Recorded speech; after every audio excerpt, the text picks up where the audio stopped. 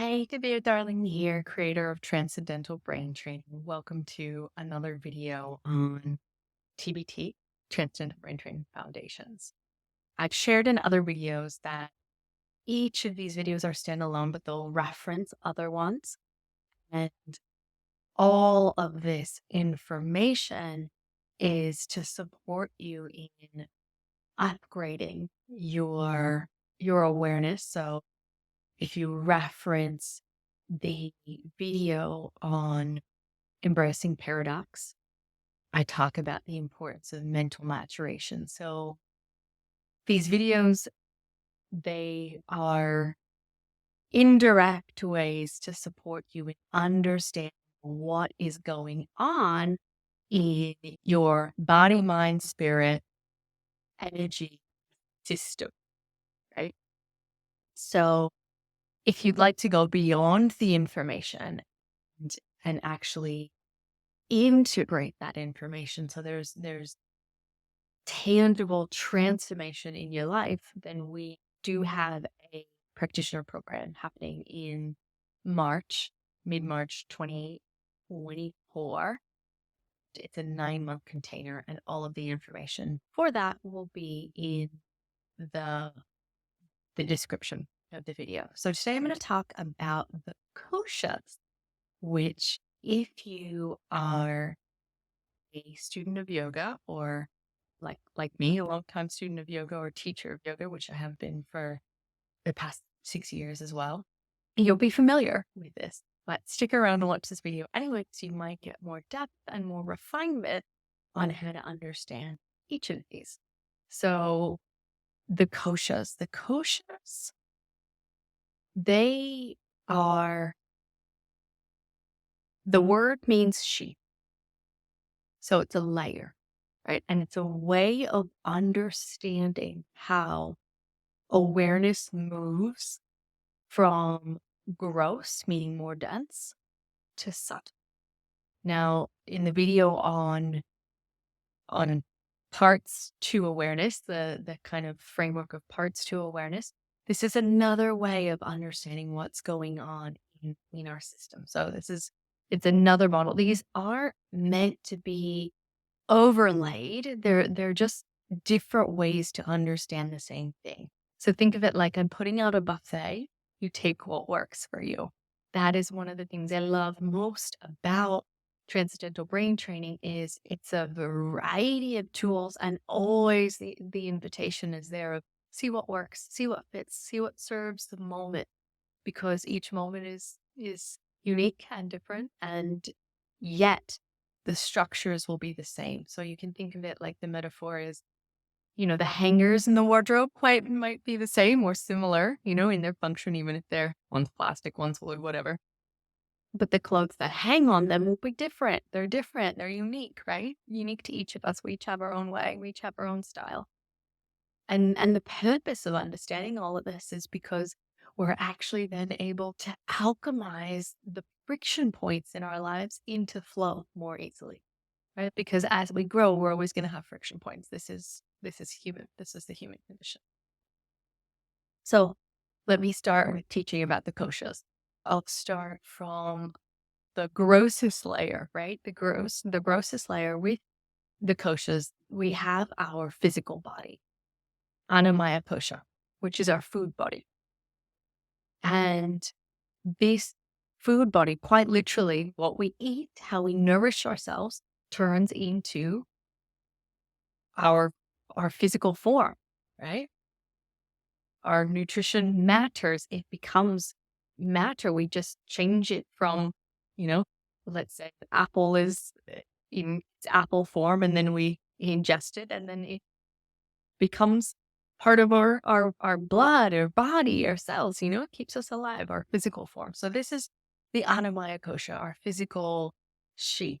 And in terms of elements, this is earth, right? The earth element. And often when we have symptoms, this is where it shows up on a physical level, right?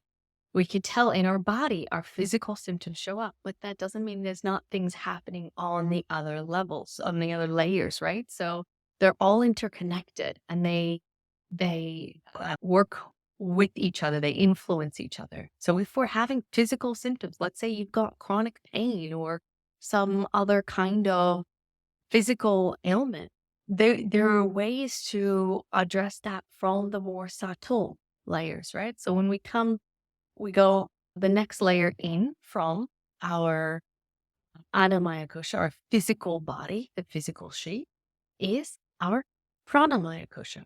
Pranamaya Kosha is this is the energy body, our breath, right? Prana, chi, life force, breath. And in the elements wise, this is the water element, because it's our emotions. They're always moving, water. And the breath constantly moving in and out, the tides moving. And you'll notice in a day, like our energy goes up and it goes down. And when we have the tools to be able to notice where we are, observe where we are, and then, okay, what do I need to kind of pick up or drop down? If you've ever come to the end of the day, like at nighttime, and you want to be tired, but instead you're quite wired, there are specific breathing practices for that. So this is Pranamaya Kosha. This is the level of breath work where we can work with our breath to impact our physical body, and to go the next layer in from that is Manomaya Kosha. Mano is the mind, Manomaya Kosha, the mental sheath, mental layer.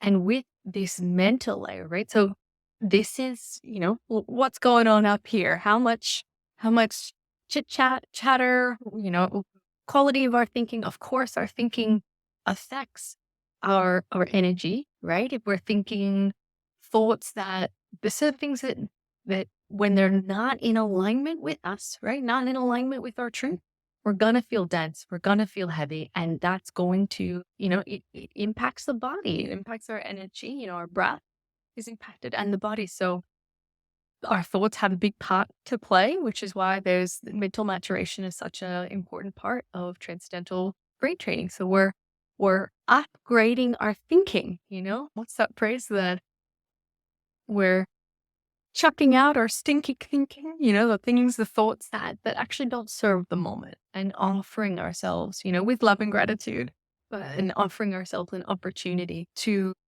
perceive the world in more holistic and supportive ways. So then we come in from that another layer deeper, from Manomaya Kosha. Oh, the elements wise for Manomaya, that's fire, right? The fire element. And, fiery minds constantly, fire changes and goes, and same thing with the Manomaya Kosha.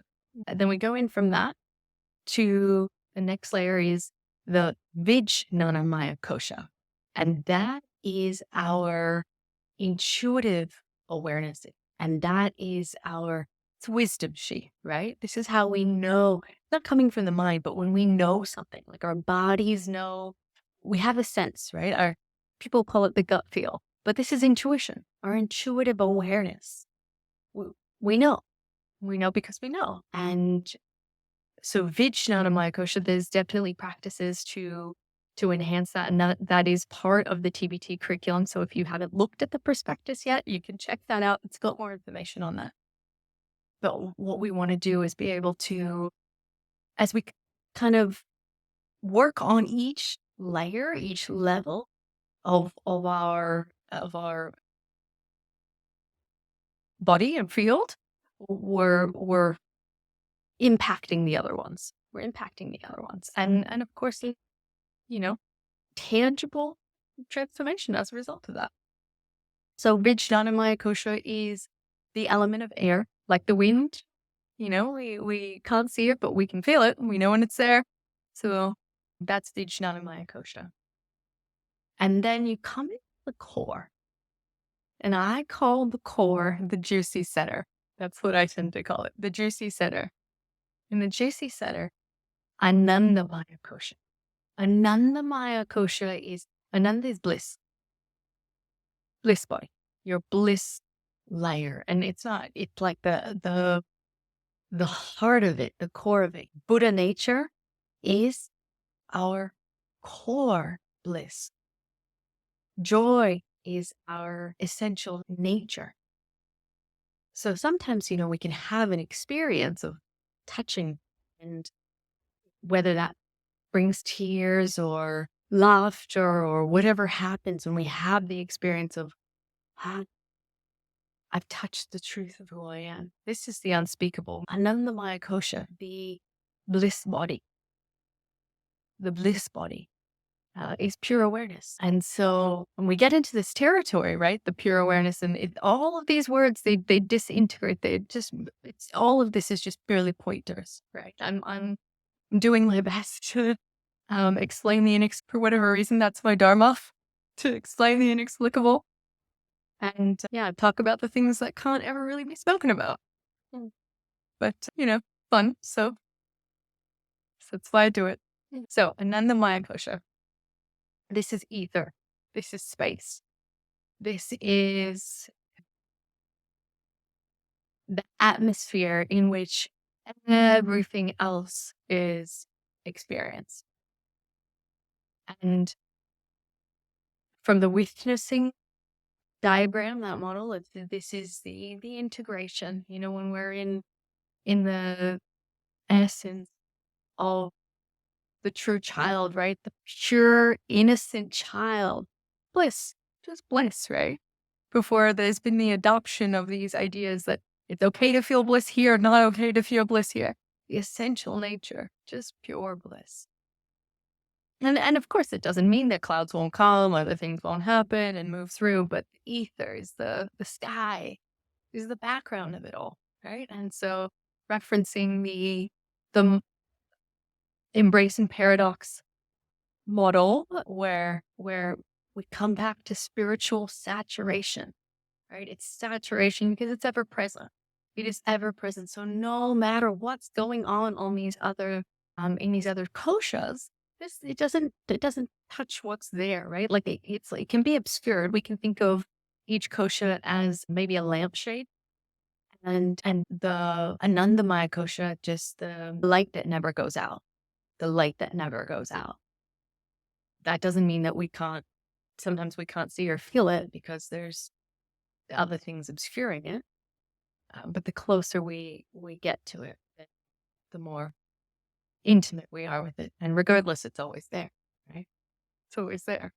Never stops being the essence of who you are. When I say bliss is your birthright, it's because it's the heart of who you are. And in my sincerest wish, it's for you to know that in an embodied way, ongoingly. Yeah, so it's not an experience you have, but you rest as bliss, abide as bliss. It's just a way of being in the world. Yeah. So that's the koshas.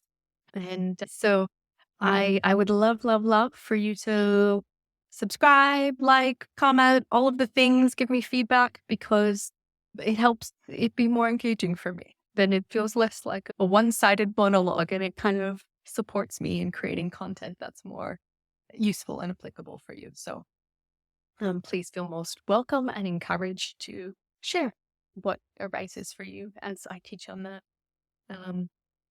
And I will catch you on another video.